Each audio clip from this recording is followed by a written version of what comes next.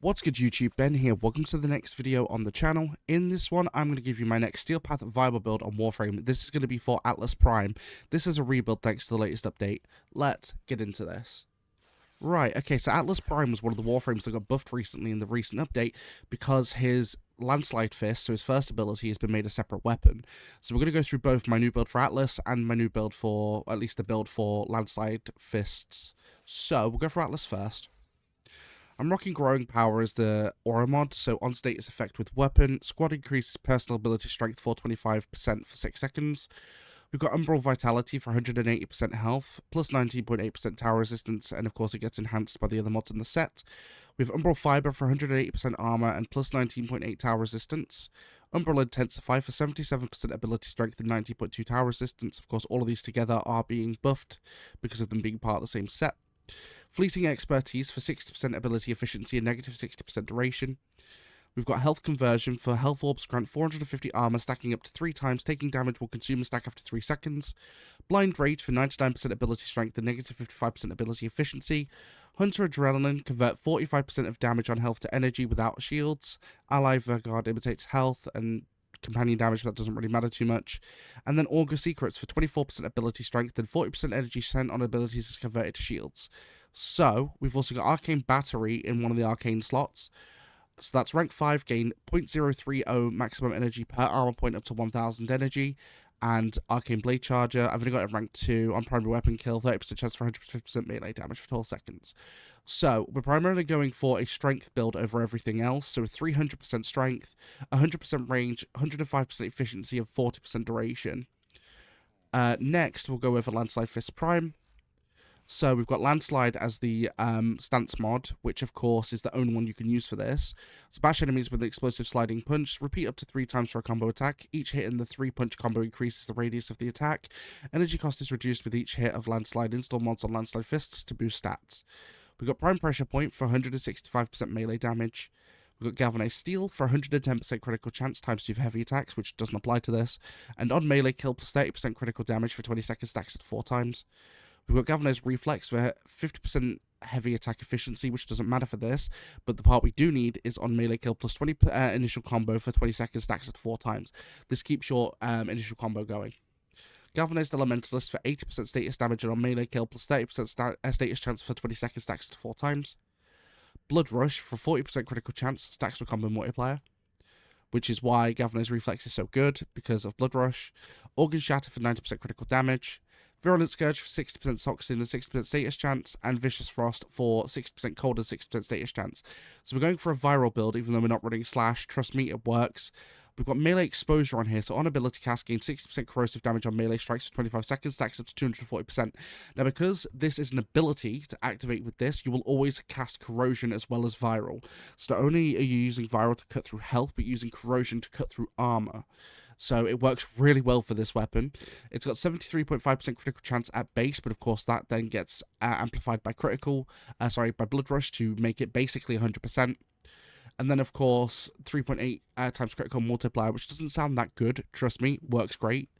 But yeah, that's basically the build, so let's go into the mission. I will show you what this thing can do. Alright, so we're here at Oxymoko in the Void, and whilst I gather some energy, I'll quickly explain why we're here. So Oxymoko is a part of the Void, and the Void is one of the latest game areas of the Steel Path.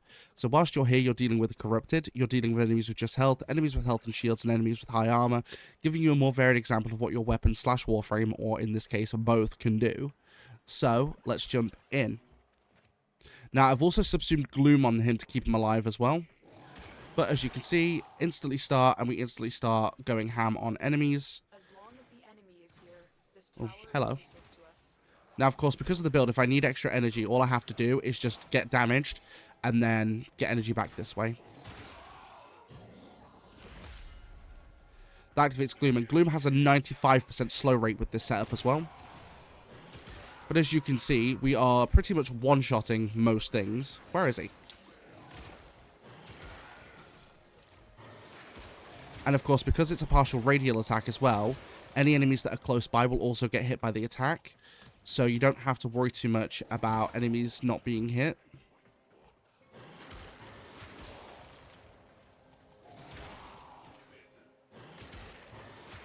And then, of course, you don't need to keep holding the ability button. You can just keep mashing quick ability on controller. That's right, R1 or right bumper.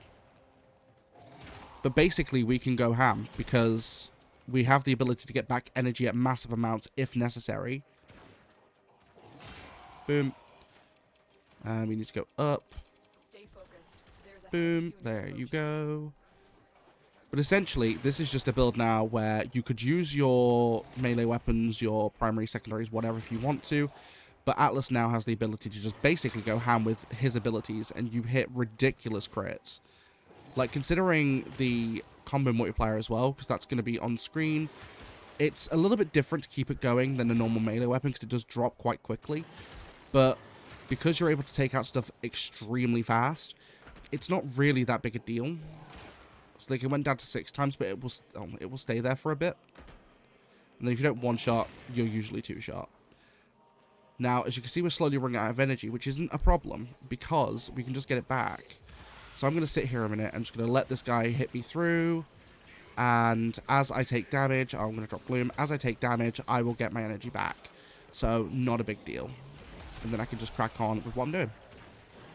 And thanks to Galvanized Reflex, you already start with a 6 times multiplier whenever you take an enemy out.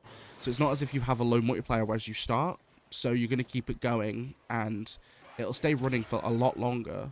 And because you start with a base 6 times multiplier, your criticals are going to hit pretty much all the time as well. So as you can see, we're absolutely wombo comboing everything because it's just super easy to do.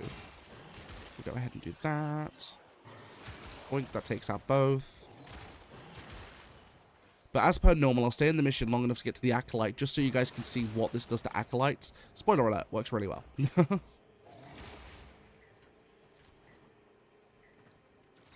Like, in fact, the past few days I've been playing this, and I've literally just lived with Atlas. Where is it? Oh, is it above? It's on there. Right, okay, that makes more sense. I was going to say, need to go up.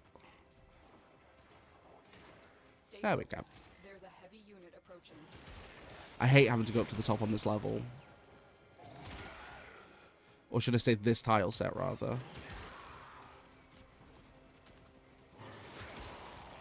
But thanks also to Arcane Battery as well, we have a ton of energy.